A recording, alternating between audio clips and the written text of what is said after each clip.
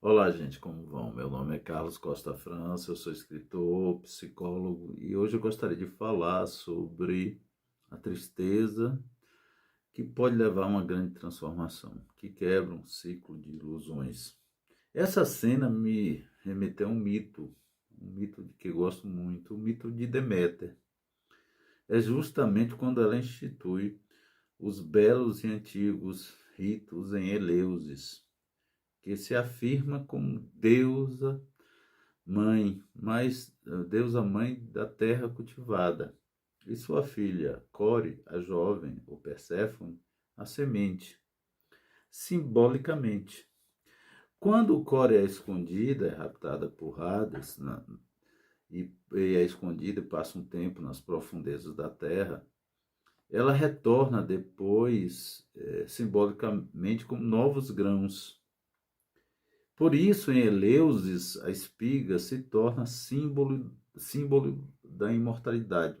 Aquilo que morre retorna, aquilo que é enterrado germina. E temos aí um rito de passagem de vida e morte. Há muita riqueza nesses mitos e Pluto surge aí como projeção dessa semente, um dos deuses. Originalmente, ele é deus da riqueza, riqueza agrária, que vem do subsolo. E só mais tarde é confundido com Plutão, Hades, o rico em hóspedes, Polydegmon, em grego, senhor do mundo dos mortos. Essa associação nasce justamente porque está comprimido nas entranhas da terra, sementes, minerais, mistérios, mas também os ritos de morte e renascimento. Eu cheguei a esse tema também, da tristeza, conversando com meu filho, porque ele estava falando do céu nublado, muito chuvoso, cinzento, e ele disse, pai, eu me sinto melancólico.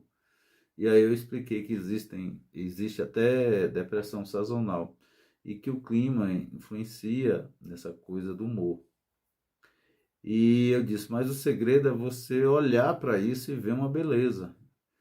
E ele com ênfase disse, é verdade, é verdade. Então, um pouco depois eu disse, e existem tristezas mais importantes. Ele perguntou quais. Aí eu falei, por exemplo, aquelas que destroem as ilusões. Pensando nessa conversa e no mito de Deméter, eu senti vontade de abordar essa experiência justamente. Que poderíamos dizer que uma tristeza para ser feliz, para transformar em algo que realmente liberta a gente. Todo mito possui várias chaves de leitura, como dizia Helena Blavatsky, né, que fundadora da teosofia, ou como Freud, várias camadas, possibilidades no processo de análise dos sonhos que servem também para análise e interpretação dos mitos. Como isso acontece de uma forma muito rica, os mitos eles são eternamente atuais e podem ter uma amplitude muito grande, porque o pulmão do mito ele respira novas possibilidades e códigos de interpretação. Há momentos em que a tristeza atua como pontífice, de fato, uma ponte para a resolução interna profunda e necessária. Costumamos quase automaticamente amaldiçoá-la, tratá-la como algo indesejável, um erro a ser corrigido. No entanto, muitas vezes a tristeza surge precisamente para subverter ilusões que cultivamos. Ilusões que, embora tenham nos servido em algum momento, acabam por nos aprisionar em estruturas que já não sustentam nossa verdade mais profunda.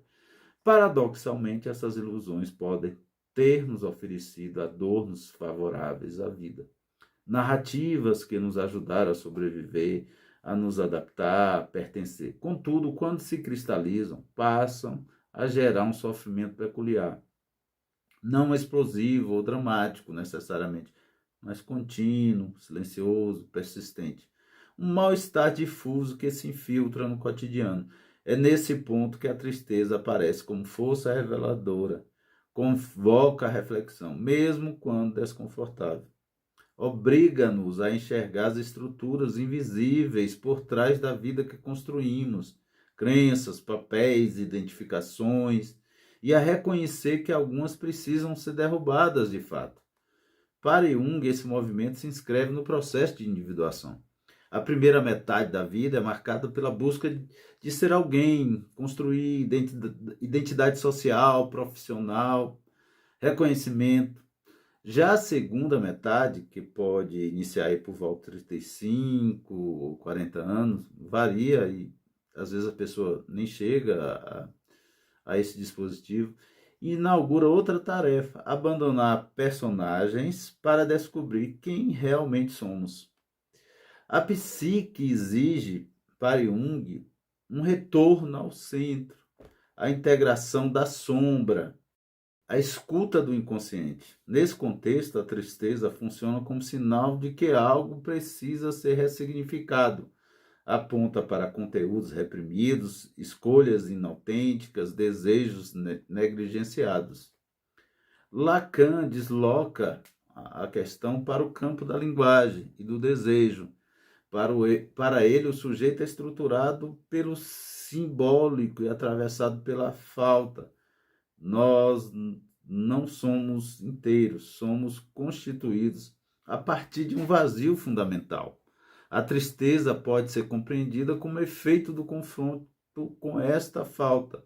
Quando os objetos, ideias e as imagens escolhidas para tamponá-la já não funcionam, o sofrimento surge justamente quando aquilo que acreditávamos capaz de nos completar falha. Nesse sentido, a tristeza é também um colapso do imaginário. As imagens que construímos de nós mesmos, o ideal, os personagens sociais, os ideais herdados do outro, começam a ruir. Para Lacan, é justamente essa fratura que permite ao sujeito aproximar-se de seu desejo verdadeiro, não imposto pela cultura, família ou moral social, mas emergente do inconsciente. Assim, Jung fala da individuação como integração do self, Lacan da travessia do fantasma. Essa travessia aí do fantasma tem a ver com não repetirmos o desejo do outro. A gente tende a ter uma sintonia, um reflexo em satisfazer o desejo do outro. Então, quando a gente atravessa esse fantasma, a gente pode encontrar minimamente o nosso próprio desejo. Ambos apontam para a mesma direção, necessidade de desmontar identificações falsas. A tristeza surge como sintoma desse desmonte. Não é apenas dor, é sinal de deslocamento subjetivo, de mudança de posição frente ao desejo. Muitas estruturas que nos sustentaram foram necessárias em fases imaturas da vida. Funcionaram como defesas psíquicas e formas de adaptação. Porém, permanecer nelas é estagnar. Quando ficamos presos a referências externas, culturais, ideológicas, religiosas, afastamos-nos da singularidade, nossa própria singularidade, nosso próprio ser. Jung chamaria isso de afastamento do self, que é o centro de toda a psique, de todo arcabouço psíquico. Tanto o inconsciente como o consciente. Não seria o ego, seria esse self, que é o centro maior. Lacan diria que estamos alienados no desejo do outro. O processo de autoconhecimento exige coragem. Suportar a falta, atravessar a tristeza sem anestesiá-la, né? Às vezes com diversos processos culturais e às vezes de uma forma exagerada, num sentido medicamentoso mesmo. Escutar o inconsciente implica abrir-se a múltiplas camadas do saber, científico, artístico, filosófico, espiritual. Não como verdades absolutas, não, mas como espelhos simbólicos que auxiliam na própria travessia. A individuação é um processo que deve ser um movimento na vida. Ele, como também a travessia do fantasma, não são destinos finais, mas movimentos contínuos. São processos de desidentificação, de desnudamento psíquico. Nesse caminho, a tristeza deixa de ser inimiga, torna-se mensageira, indica que algo precisa morrer para que algo mais autêntico possa nascer. O mito de Deméter ilustra com precisão essa travessia da tristeza como portal de transformação. A deusa da fertilidade e das colheitas, Deméter, vive plenamente enquanto a filha Perséfone está a seu lado. Quando Perséfone é raptada por Hades e levada ao submundo, Deméter entra em luto profundo, vaga pela terra em dor, retira sua energia do mundo e faz cessar a fertilidade. As plantas morrem, os campos secam, a vida estagna.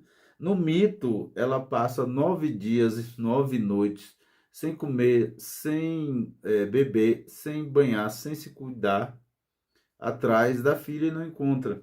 Inclusive, eu vou depois contar uma outra parte desse mito, que é importante, que tem muita... O pulmão do mito é muito grande aí, tem muito ar simbólico que pode ser plenamente respirável por uma interpretação. E tem uma parte que eu gosto muito quando ela se transforma numa velha, numa idosa. Quando a gente está triste, deprimido, a gente envelhece, na verdade. A gente fica... Porque a gente, além de estar triste, não tem esperança no futuro. A gente envelhece mortalmente quase.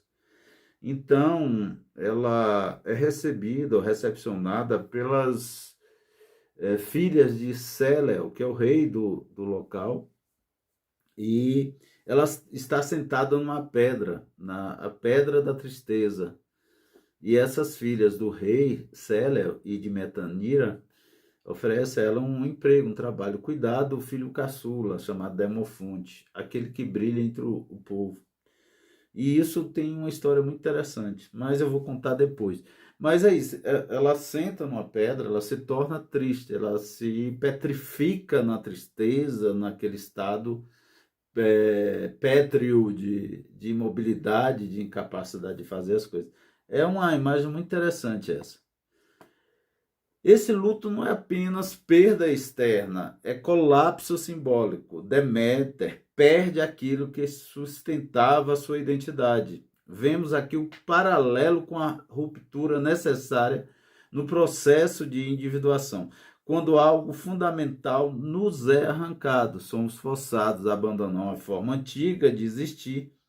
Sua tristeza não é patológica, é transformadora. A terra precisa do inverno para que um novo ciclo nasça. O sofrimento inaugura um tempo de interiorização.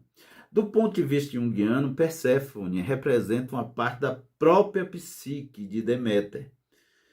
O feminino jovem, instintivo, que precisa descer ao inconsciente para amadurecer. O submundo simboliza o mergulho na sombra, no reprimido. Sem essa descida, não há transformação verdadeira. A tristeza sinaliza que a alma entrou em reorganização profunda. Então, é fechada para balanço. Sob a lente lacaniana, o rapto de Perséfone representa a irrupção da falta. Deméter perde o objeto de amor que parecia completá-la. Revela-se a estrutura do desejo. Nunca houve completude real.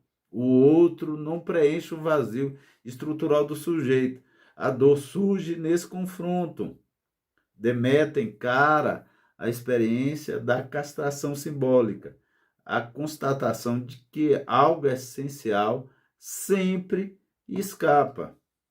A recusa inicial em devolver a fertilidade à terra é uma recusa de seguir vivendo na lógica antiga. Ela não aceita o pacto simbólico imposto pelos deuses. é um impasse com o desejo do outro. Para Lacan, essa travessia é necessária para que o sujeito se reposicione diante do próprio desejo. Não mais manter tudo como antes, mas suportar a perda e ressignificá-la. E nesse ponto do mito existe algo muito importante, porque aí há uma confrontação com o masculino, porque inclusive o próprio Zeus estava em conluio com Hades para que raptasse Perséfone. E ela faz essa luta e consegue. O acordo final estabelecido. Perséfone passa parte do ano no submundo e parte com a mãe. Simboliza a integração. Não há retorno ao estado anterior. A perda não é apagada, mas transformada. Surge o ciclo das estações: inverno, luto, primavera, renascimento, verão, expansão, outono, desapego. Eis o movimento de individuação, integrar luz e sombra, presença e ausência, vida e morte psíquica. E diria que Deméter amadurece ao aceitar que a filha não lhe pertence. Lacan diria que ela atravessa o fantasma da completude. Em ambos os casos, a perda do ideal imaginário. O amor deixa de ser possessivo e torna-se simbólico. Assim, o mito nos ensina que a tristeza não é falha, mas rito de passagem. Marca a transição entre a identidade antiga e a forma mais autêntica de existir. Tal como a terra precisa do inverno, o sujeito precisa do luto. Não para permanecer nele, mas para que algo novo possa germinar. A tristeza é, portanto, solo fértil de transformação. É nela que a individuação acontece. É nela que o sujeito, ao confrontar a falta, se aproxima do próprio desejo. Deméter nos mostra que o perder é a condição para renascer. Não como antes, mas de forma mais verdadeira. Então é isso, pessoal. Obrigado, fiquem bem e tentem sempre utilizar a reflexão desses momentos de tristeza e entender que, embora as perdas, mas há ganhos na frente, no horizonte. Um sol sempre nasce no horizonte de nossas condições psíquicas que nós transmutamos. Então, sempre